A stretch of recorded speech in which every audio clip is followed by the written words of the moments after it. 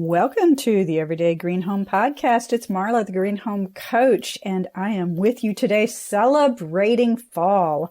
Fall, food, harvest, I don't know. They all just come to mind, right? But it all really focuses around community. And boy, in this pandemic time, community has taken on some new meanings for us. And one of the things that I'm finding, and talking to so many people, I'm finding the same thing, is this source of food. And it's become a hot topic. It's become a way of us soothing ourselves. Pandemic baking is a real thing. My husband has learned how to cook with recipes, which has been so exciting. And we've tried all kinds of new ways to meet our food requirements. It's also brought a lot of issues around food to the forefront. I'm very uncomfortable going in a grocery store, for instance. So I have learned the joys of curbside pickup. We've learned there's a few smaller grocery stores in our area that we really, really love to support. We've been able to get out to the farmers markets over the spring, the summer, and the fall and enjoy the bounty that's coming from our local farmers and giving us a chance to support our community and these local farmers. So all of this is what made me really want to pull this particular podcast back out to put back into the world. And that was when I just did it this summer. But this is a podcast with Chelsey Simpson from Urban Agrarian. And I love Urban Agrarian. I'm just going to be unabashed about it. I really do enjoy this place, and I don't get there as much as I would like to. But Urban Agrarian has done something pretty cool in the Oklahoma City area, and I hope you have something similar to this in your neighborhood or your community, because it has really brought some exciting new vibes, if you will, to two parts of the community where they participate. And they've also really gotten on the online food ordering bandwagon during the pandemic. And so they brought some really great tools to the forefront there too. So in this podcast with Chelsey, there's a couple of things I really want you to listen for. And one of them is that they have worked, Chelsey and the other team there at Urban Agrarian have really worked to make sure they offer source verified food. And this is a term I'd not heard before this conversation.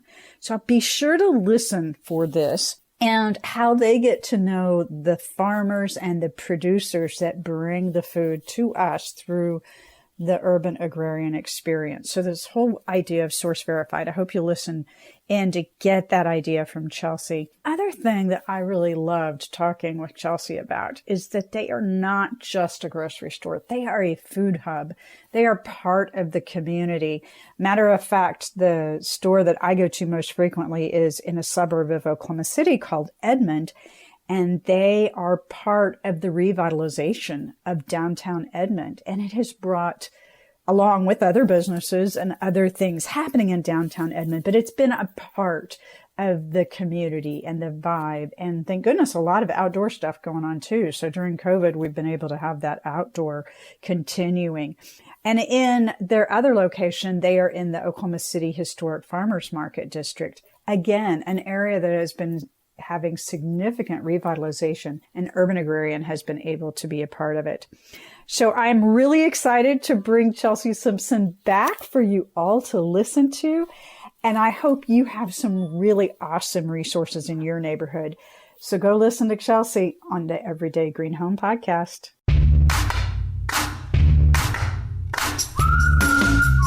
Living green or sustainably is about more than saving on your electric bill and doing your part to protect natural resources.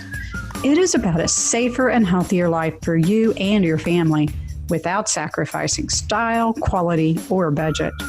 This is a movement to provide all of us with clean air to breathe and water to drink, safe, healthy food to eat, and places to live, and energy to run the places where we live, learn, play, and work. The Everyday Green Home Podcast helps you get the value of green for you, your family, and your community. Whether it's green homes, green living, or the people who make it happen, join me, Marla Esser Close, to learn how green and sustainability practices and products work for you and our world.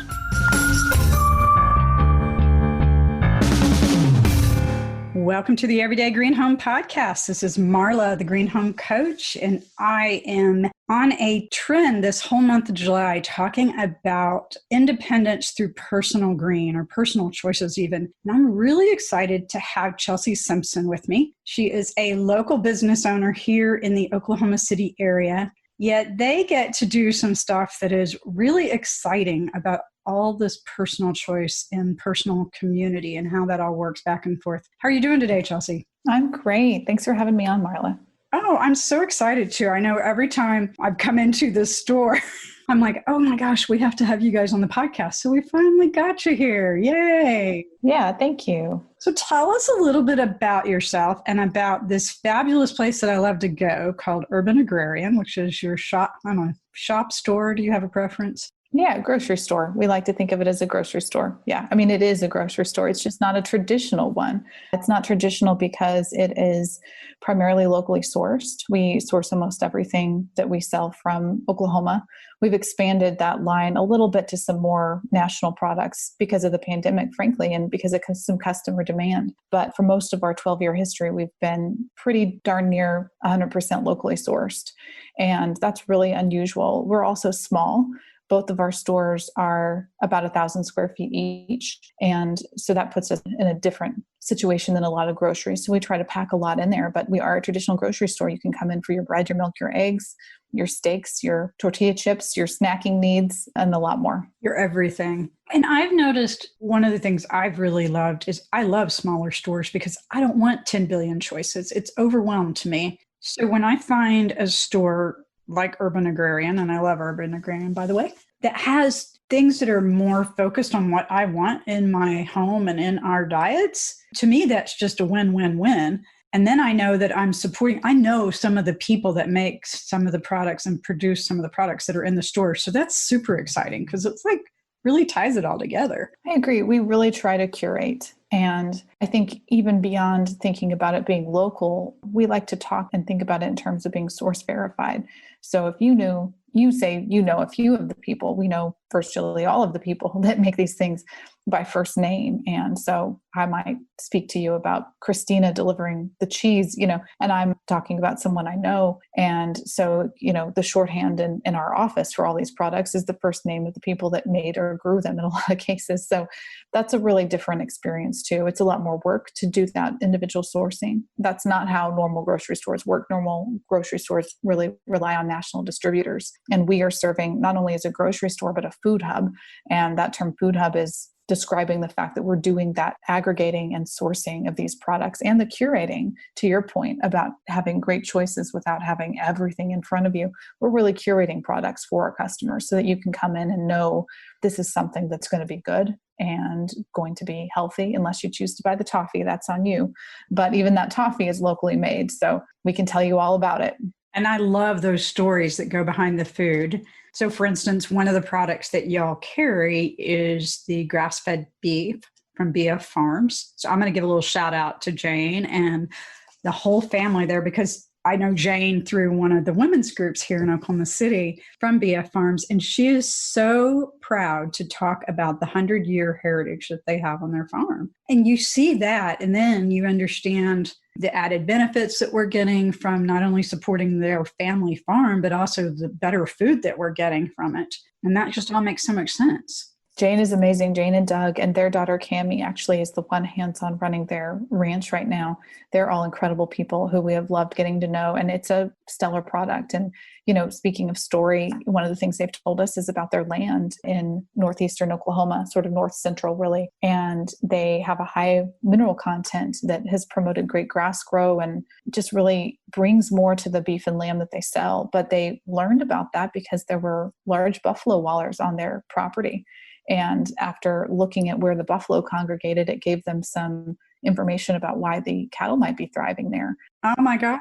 Yeah, this is information and knowledge that's been in their family and been passed down, like you said, for generations. So when we built the store, they're close partners with us in a lot of what we've done with that store in Edmond, actually. And we used some of the barnwood from one of their old barns on their property to put in a drop ceiling in the store. So next time you go in, you'll have to look at that. So We're really connected. I'm glad you chose them as a choice, Emily, because their products are great. But there's a lot of them and what they do literally in the store. So that history is very present for us. So that's so amazing because I haven't looked up when I've been in there, and hopefully I'll be able to come back in before too long, but we'll see. Yeah, we're closed for the pandemic is I think we're not closed, but we're closed to walk-in customers. So because those are small stores, we're trying to be really safe. So it's call-in only. That I had not used the call-in feature, and I had not used Urban Agrarian for the part of the pandemic. And we're in July, folks. So we're kind of figuring things out as things have surged again. So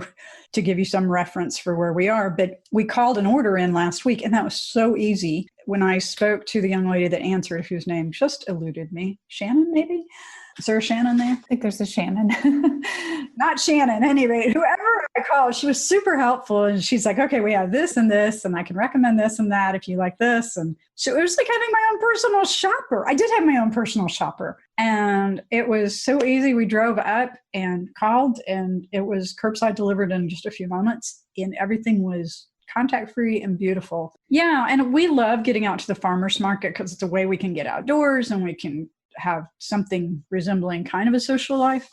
But over the past few weeks, the farmers market had loosened their rules quite a bit. So we were starting to kind of feel a little uncomfortable as it was getting more crowded, more people were showing up without masks. And so it's really nice that we have a balanced, offerings that we can use to keep our home well stocked. And we're eating very well, by the way. That's great. Well, I'm so glad you had a good experience.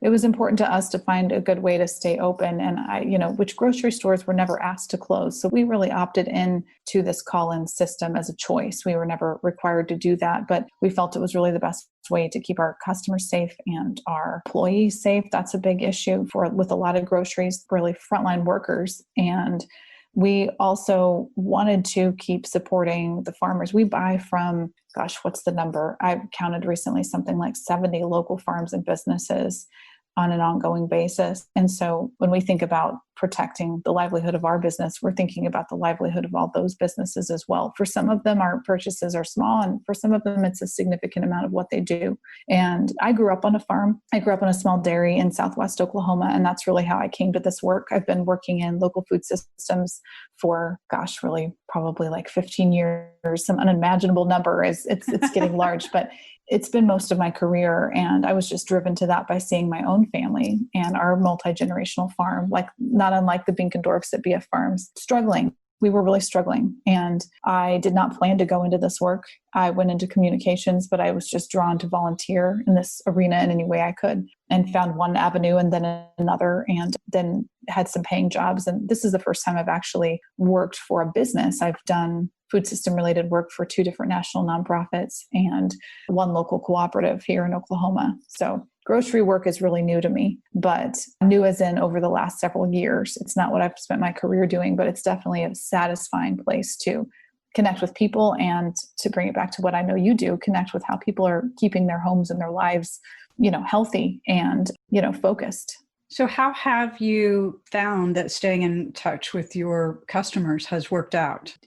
I know you guys send out regular emails and social media posts, and has that been a good way to keep in touch with people? Yeah, we get a lot of response from social media and those emails. For example, lately we've been doing some produce boxes. So this is a curated box, some of the week's best things. Oh, I need one of those.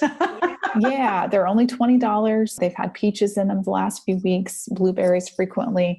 And so they're really appealing. And I've been sending out an email on Fridays, letting folks know what's in the week's produce box. And it's been such a good response that our store staff have started to ask me, hey, can you give us a heads up before you let people know about this week's produce box, because we know they're going to start calling. And so that's great. But we really do miss our customers. We miss the FaceTime. I think that's the really gratifying part of this job, is that we know a lot of people by name and we know their families. So we miss having that weekly chat as they come in to get their milk and eggs. I think we all crave that even more right now. Mm-hmm. Well, hey, let's take a quick breather. And when we come back, we're going to dive in a little deeper on what this whole buy local thing really can mean for us and our communities. Be right back. Hey, this is Marla Close, the Green Home Coach, and I am the author of Living Green Effortlessly, Simple Choices for a Better Home. And in this book, besides talking about a bunch of stuff about green and sustainability products and practices you can easily take in your home, I also talk about home maintenance and how important this is to having a home that serves you rather than you serving it.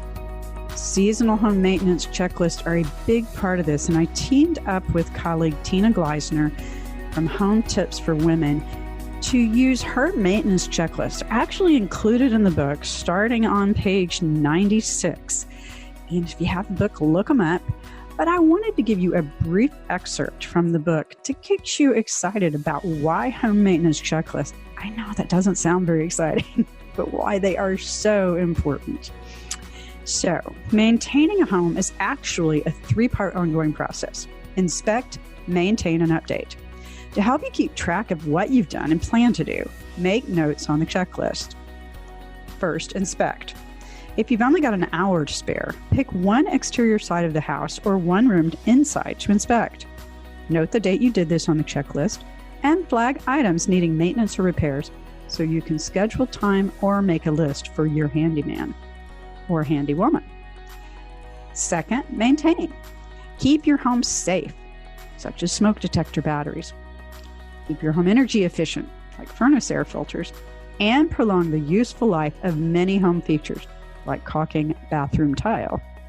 Write it down when you complete a task, keeps you from guessing later on. And third, update.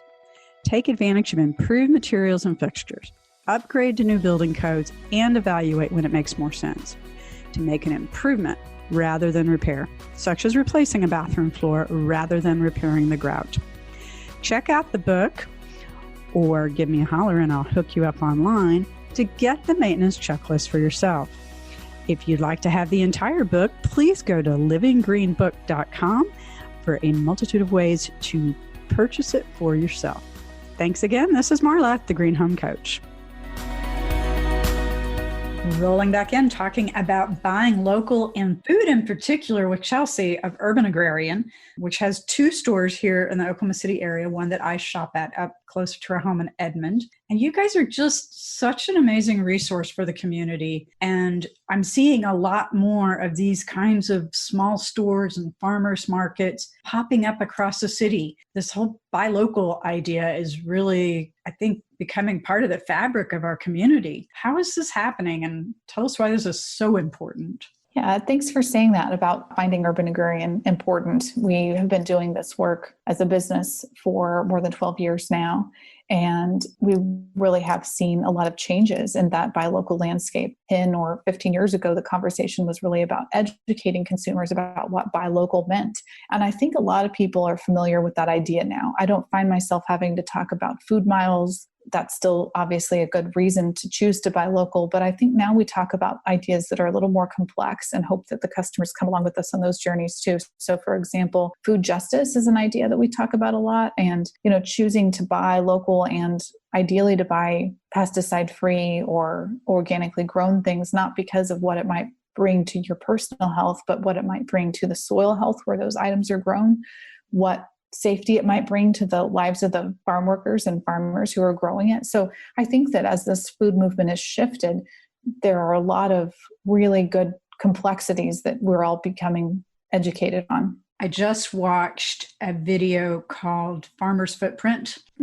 Dr. Zach, I think Zach Bush is his name, but it was really talking about exactly what you're saying, the farmers and how they've realized that many of them want to have a more holistic experience and how they're interacting with the land and how they're farming the land and using regenerative agricultural processes and techniques, which in the end run gives us a healthier, more nutritious piece of fruit or vegetables. And I don't know that a lot of us continue to think about how connected all this is. And, if we're protecting the farmer and the people working the ground to grow our food, that's helping us as well because it's all connected. Yeah, our public water sources are hugely impacted by what we do in agriculture. Also by what we do in our own lawns. I'm sure you've, talked about that before. We all have our small little segments of the earth that we are able to impact, those of us lucky enough to have lawns. But agriculture is something that happens on a much bigger scale. And so whether that's happening in your backyard or farther away, it could still impact you, but it's surely impacting someone. And so there's some mixed, depending on which science you read, strawberries are either really dangerous if sprayed, or there's no human impact if they've been sprayed with a pesticide. Conflicting science, and we won't get into who sponsors what science and why, but I think that we'll just go with science. We'll just go with science. Some would say that there's not conclusive data that you will be harmed by eating a non-organic strawberry. Some people would say that if there was conclusive data that we would be harmed, I think that they, at some point would be off the market. But it's a lot easier to understand the impact that's going to have on the person that's spraying that chemical and what that runoff does when it makes it into the ground. Our water is it's not a closed loop. It comes from somewhere. It's a finite amount. Yeah. And I don't know that most of us think about that every drop of water that we consume just is part of the water cycle, and it comes back eventually. We don't make new water. Yeah. Yeah. Farming's a dangerous job, and it's not always done by the people we think of as the farmers.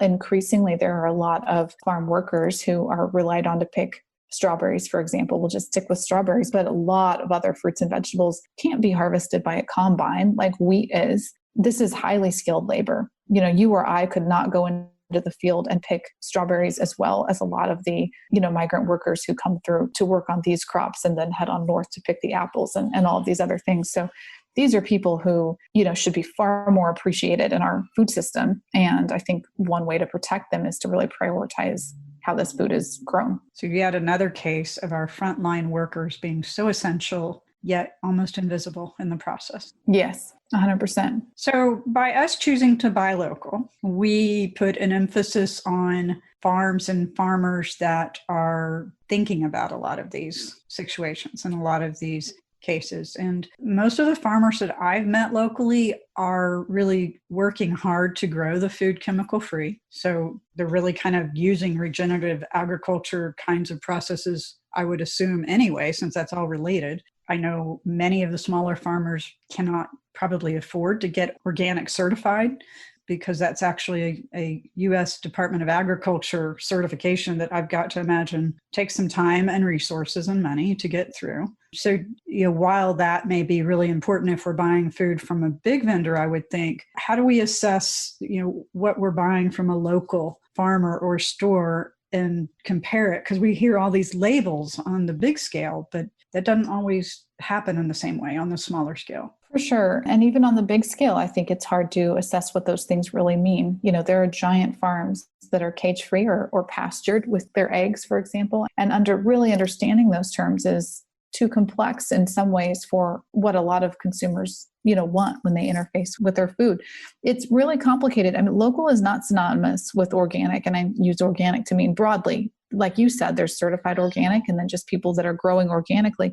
So those two things are not synonymous. Urban Agrarian does not exclusively sell organic groceries. We sell source verified local groceries primarily. And the beauty of it though with local is that you can find out the answers to those questions and you can have a conversation with someone who can tell you more. I think the beauty about Urban Agrarian is that we've done a lot of that legwork for you. So we're very pro farmers market. I believe that, people should frequent farmers markets and support farmers directly. The nice thing about Urban Agrarian is that you don't have to have that conversation necessarily with 20 different people at the market to learn about the tomatoes. We can tell you quite a bit ourselves because we've had a lot of those conversations. So find someone in your community that's curating that information. I think that consumers will find that a lot of these answers about how something is grown or how an animal is raised are complex. So you really kind of have to decide what matters to you as a consumer. Is it important to you? What are your priorities? Is it animal welfare? Is it avoiding certain chemical inputs and prioritizing others? Even the word chemical is tricky because the world is all chemicals. Pesticides are tricky because they're very more naturally derived safe ones. We sprayed essential oil on our lawn here at my house and it did wonders with our flea problem. I think that would be very much considered a pesticide. It wasn't good for the fleas, but it wasn't what we would think of as pesticides. So all of these terms are really tricky. And the deeper I've gotten into this, I didn't know these things when I was, 22 and first doing this work. The more questions I've asked, I've realized that, For me, those priority lines often fall around traceability and humane animal treatment. Those are big priorities for me. And, then also just flavor. Sometimes you just need to find out through trial and error who grows the best peach. And oh my gosh, when we bit into these tomatoes that we got the other day, I don't remember where we bought them, but they were delicious. Well, the heirlooms that we got from Urban Agrarian were exactly that. And I'm sorry, but there's just nothing better than a well-grown piece of fruit or vegetable. Yeah. And that flavor just really does come through. And that is important. And I think also with so many of us eating at home much more than we ever had before, I think a lot of us are starting to pay attention. Yeah. And really note what we're doing. Yeah, my husband's a great cook. He's never been a big recipe person. And so that's been one of our fun things that we've been doing is exploring cooking from recipes together. And so we really do get a chance to experience that flavor and check out what we buy. That's great. Yeah, I'm a big believer that this food should be fun. If you reach a point where you're worrying so much about how you're sourcing your food that it feels too complicated or hard or scary, which for a lot of people with food allergies and other issues, they have to be more concerned. And that's certainly something that some people have to think about a lot more. But for most of us, I'm saying to you that it can be complicated to find all the right things, but don't pay attention to that. Pay attention to pay attention to what's fun. You make it easy. Yeah. Urban Agrarian makes it easy. And there are other businesses doing this kind of work too. So, I think my advice to consumers is don't get too mired down. If you find that how you're doing your food sourcing is starting to feel too hard, reassess. For example, I have bought food, I think every which way that a person can. I have been a part of online shopping and cooperatives and grocery store aficionado. I've bought from farmers markets frequently, and I've also joined a couple CSAs. And I found that a CSA kind of removed some of the joy for me personally. This is when I was living in New York. And I found that I just really wanted to buy every darn zucchini plant when I wanted to buy all the food that I love the most and not worry about the things that I didn't. And so after a couple of years of that, I felt the CSA was an excellent way to support a small farm. There's probably not a better model for supporting farms than CSAs. Some people love them. I found that it was not as joyful for me as I needed it to be. So I let that be a big barometer. Food is important to me. I think it's important to a lot of people. Let that joy be part of what takes you where you go. And on that note, let's take a quick break, and then we're going to come back and talk about food, how to find it, and some of the resources that may be available in your community too. Be right back. 5 myths of green homes are 5 things that you probably believe about green homes that may be costing you thousands of dollars. Which myth do you hear the most? Get your copy of 5 Myths at greenhomecoach.com and click on the button for 5 Myths of Green Homes. You can also connect with me on Facebook at Green Home Coach and let me know the green home myth you hear the most. I'll also share tips, products, and resources. Be sure to download your copy of 5 Myths of Green Homes now, and then check back to learn more. So back on with Chelsey, talking about food and buying local and the importance of having this food resource in our communities.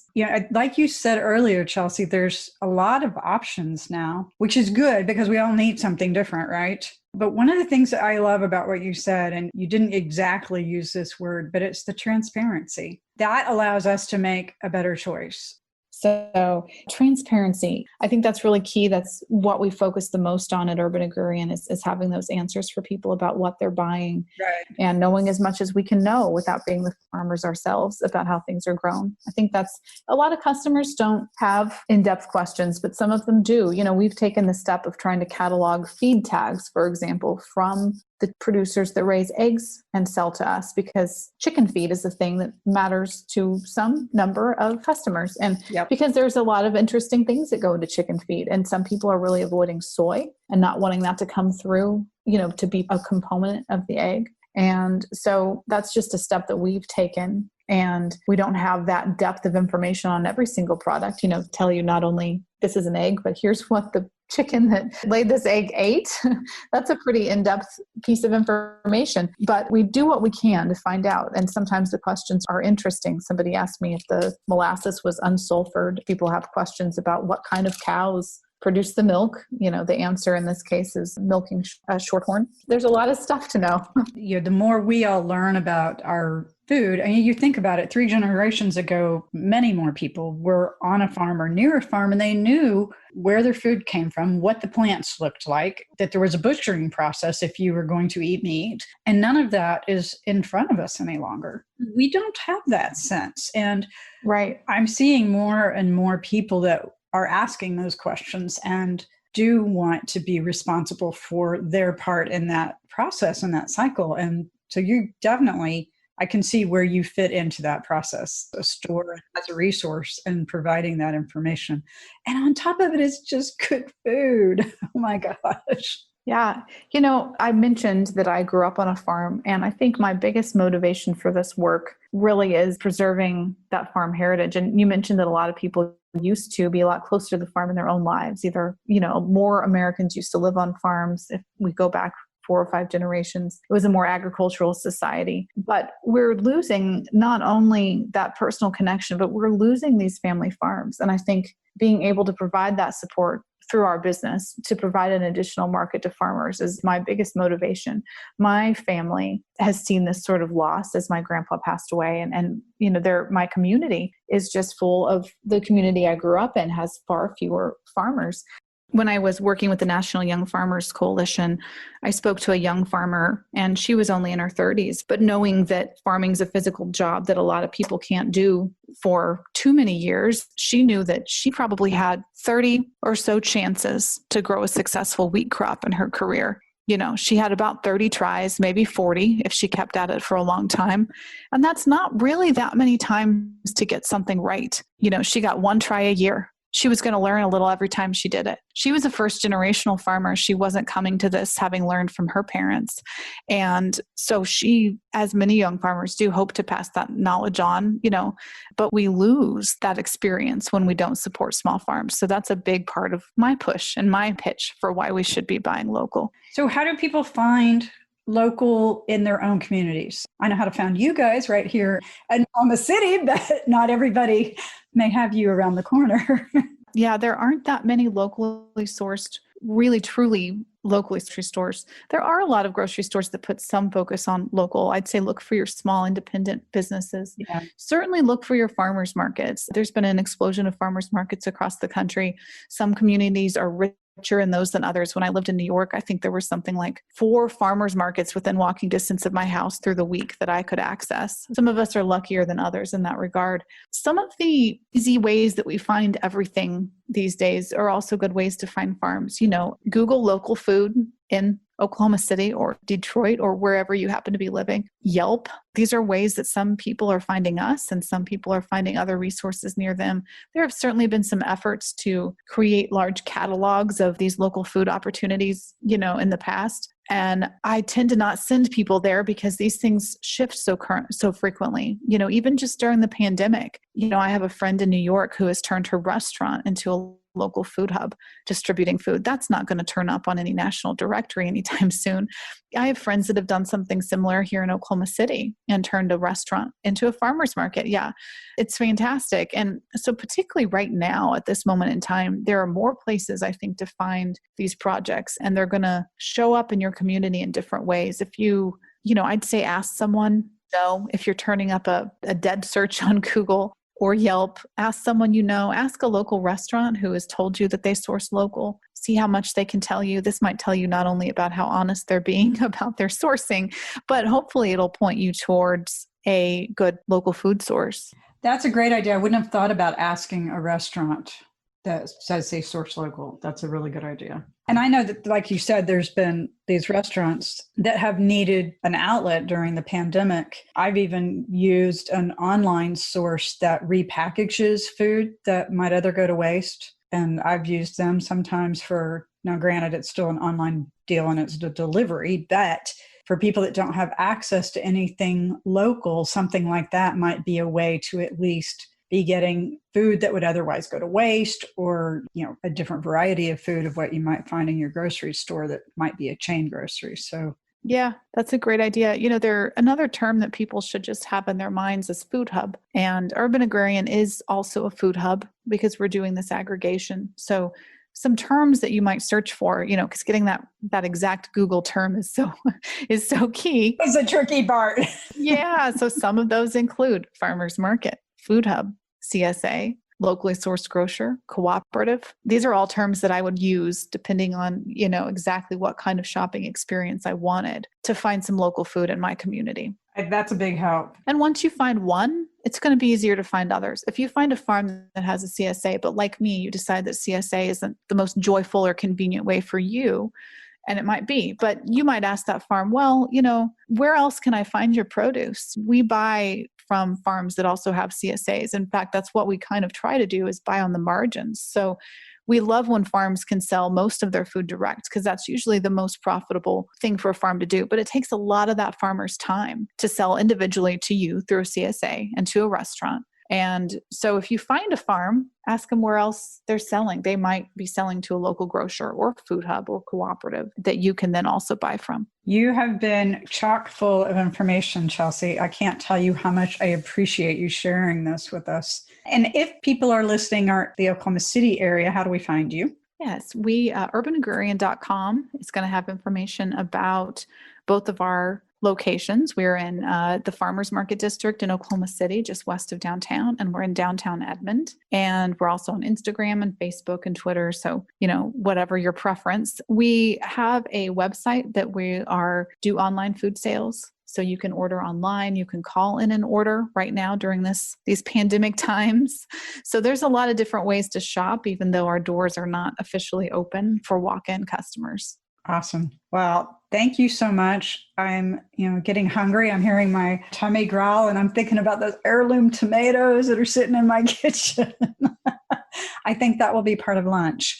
But I appreciate your time so very much. And thank you for sharing all your knowledge with our listeners. Well, thank you for having me. This was really a joy. I love connecting with people that are passionate about this and other aspects of green living. So I hope to speak to you again soon. Awesome, Chelsey. Well, everybody, have a great green day, and we will catch you next time. Thanks. That wraps this episode of the Everyday Green Home Podcast. Ready to use what you learned? Get the show notes with all the resources mentioned in this episode. Be sure to subscribe on your favorite podcast app so you never miss an episode. Thanks for listening and for leaving a review. And remember that living a little better and greener is easier than you think.